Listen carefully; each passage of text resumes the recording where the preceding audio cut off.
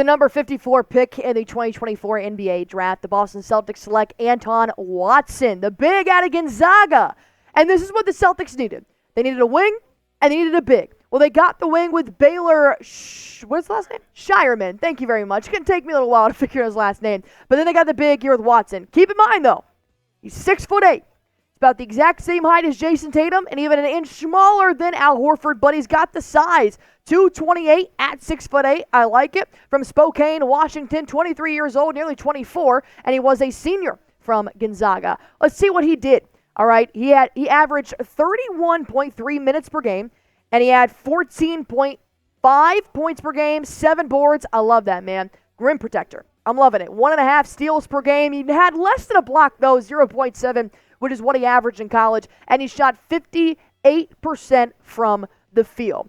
He's got the hustle, he's got the on-ball defense, and the off-ball defense, and overall, you're getting a top defender when it comes to 6'8" and out of Gonzaga. All right, before we break down this pick any further, I want you guys to go ahead and do one thing for me. Hit that sub button.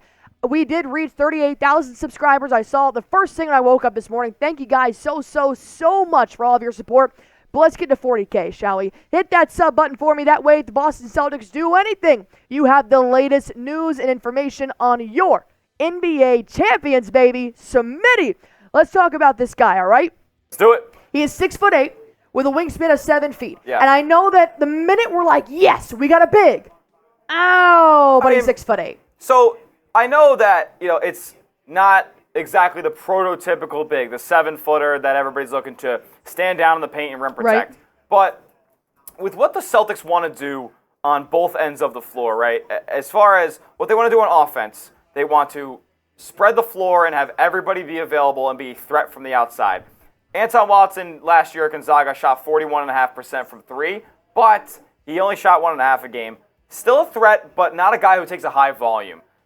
On the defensive end, what Boston wants to do is they want to be able to switch everything. And with him being 6'8", he doesn't have the greatest lateral quickness in the world, but he is tough, and he is tough to get past with his big frame, and he's really filled out. He's a 23-year-old. Celtics go with 2 older players here in the draft, and for a reason being that they want to be able to have guys that are not projects, not guys that they need to develop over 4 or 5 years, guys that if an injury comes about or they really need one of these guys to step up and play big minutes, they're going to be able to go in and do that and handle the pressure that it takes to be in the NBA after spending so much time at the collegiate level. Anton Watson is going to be able to switch on 3s, on 4s, and on 5s. And that's what the Celtics are so big on. 3-level defender. 3-level defenders. He can defend on the perimeter, he can defend in the post, and he can defend at the rim. I like this pick for Boston. I do too. He's a big body defender, and he's somebody that he's going to be able to play and plug and play and put him in a bunch of different spots and see where he kind of excels at. Yeah. He's not going to be this guy who's going to be knocked down, 3-point shooter, not going to be a go-to scoring guy. You're not finding another Porzingis here, dude. Yeah, you're not going to. You're adding depth. Kristaps Porzingis is 1 in a million, and you're not going to be able to find him. That's why he's the unicorn. That's why he's the unicorn. So you're not going to be able to find that guy, especially at pick 54 in the draft. And the Celtics did a good job at finding value here and finding a guy who plays in a system with Mark Few up in Gonzaga that is a pro-style system and a system that gets these guys ready and tailored to play at the next level. I like this pick a lot from Boston. Switchable defender, thick body, and he can do a lot on the floor. I mean, you're getting an excellent rim finisher, man. And now he has the opportunity to learn from Al Horford and Tingus Pingus because he's probably going to be playing a lot in Maine this next year. Once again, the Boston Celtics have the great privilege of returning all of their top 6, 7, 8 guys here.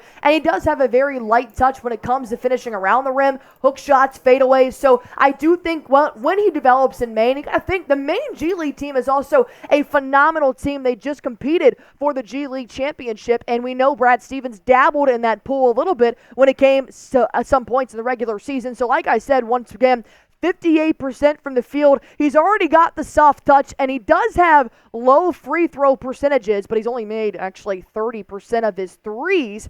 Maybe his future success will just be fine-tuning those mechanics, really learning from the veterans that are here on the Boston Celtics squad. You're not looking for anybody to take over just yet, but they did really need to pick up a big in the draft. Why? Because we're going to break down Kristaps Porzingis injury news on the back half of this show. First things first, grade the pick. I actually ended up giving this an A-. And go ahead and drop your comment down below. I'll tell you why in the A-, why I gave it an A- here in just a few moments, because I think that you had two things to do. You needed a wing, you needed a big. And overall, getting an A- type of big is exactly what Brad Stevens, he could have taken Bronny James and soiled the Lakers' plans and do whatever at pick number 55. Brad Stevens is smart. I trust what Brad Stevens sees. He was not a player that they worked out, actually. They worked out, actually, a few guys who were still on the board when they did take Anton Watson. But overall, you got a sizable big. He doesn't necessarily have to play the 5 either. He can end up moving to the post at some point in his NBA career. So Brad Stevens is going to try to recreate this player on his defense and on his offense as well moving forward with all the resources that they do have. I also did give Baylor Scheierman a B, and you know what? I might end up changing my grade here, Smith. Uh-oh. I've learned a lot more about Baylor. I've learned a lot about him being a dog, and I do think that if I'm Sam Hauser, I might be losing a little bit of sleep here, because this could be the future Sam Hauser for the Boston Celtics in many years to come from what I've seen from his highlight tape. I mean, this guy, he is on the floor diving for basketballs. He is draining pump fake, sidestep threes like nobody's business. I have really been fond of Baylor. I wasn't aware of the tool set that he had. So what would you change your grade to at this point? I'm gonna give it an A. Uh-oh. B to an A. I'm going to give it a solid A. Changing the report card like it's a crime in a high school. I mean, I am pretty good at doing that. Hiding that piece of paper from my parents somehow making the B turn into A. You got to use that little line in the middle there. If you can get rid of that bottom circle half of the B and you keep that little line, you got yourself an A. But I really do like Baylor Smith. I know you were very high on him from the beginning. I'm a huge fan. I think he's going to be an instant impact if he can crack this rotation. And it's a guy who is an underrated playmaker, a guy who gives 100% effort. He crashes the glass a ton, and he's a knockdown three-point shooter, knocking in over 40% of his looks last year. And you never know, man. I always say this, and I do think the Warriors were the perfect example of this last season. They allowed Brandon Podziemski and Trayce Jackson-Davis to crack that starting lineup. Yeah. Not saying this is the same situation, but you can't ever rule out rookies. Just because they got drafted doesn't mean they're immediately going to the G League and they're going to be a two-way player. He has the opportunity to showcase his skill set all offseason and potentially help out the Boston Celtics on the bench, which is what they were looking for. All right, now drafting that big. Here's why this was actually very important for Brad Stevens to not trade away that number 54 pick, but to select a big-bodied guy, 220-pound, 6'8" player here. It's because Tim Bontemps did tweet this out earlier this morning. The Celtics say Kristaps Porzingis had a successful surgery repair on a torn retinaculum. Thank you. And dislocated posterior tibialis. Tibialis, but yes. Tibialis tendon. Dr. Smitty.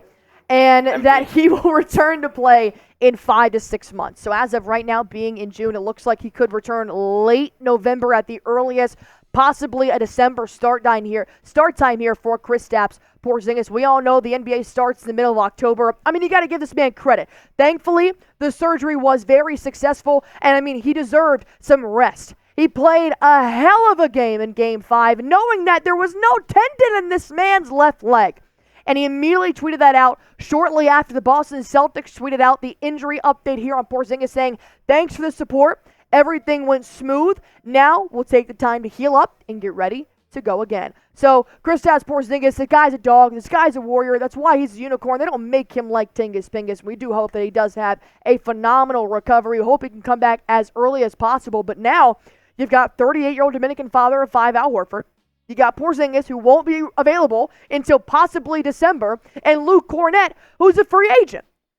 This is why you needed to draft a big. Not like he's going to come immediately off the bench, not like he's going to make an immediate impact, but this is why the Boston Celtics were checking boxes on their list. Because when you look at this list right now, you got 3 bigs. But Jordan Walsh still has a long way to go in terms of developmental fundamentals. So you got Al Horford, Porzingis.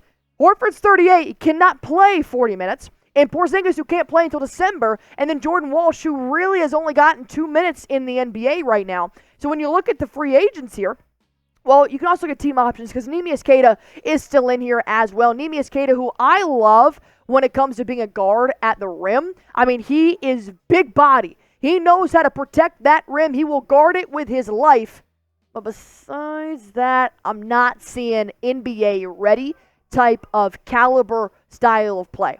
Then you go to the free agents. That's where you're going to find Luke Cornett. And this is where you really start to wonder, hey, by drafting this guy, do you get rid of Luke Cornett? They're not the same height. They have different skill sets. Do you keep Luke Cornett just because you drafted this guy and because Kristaps Porzingis now has an injury?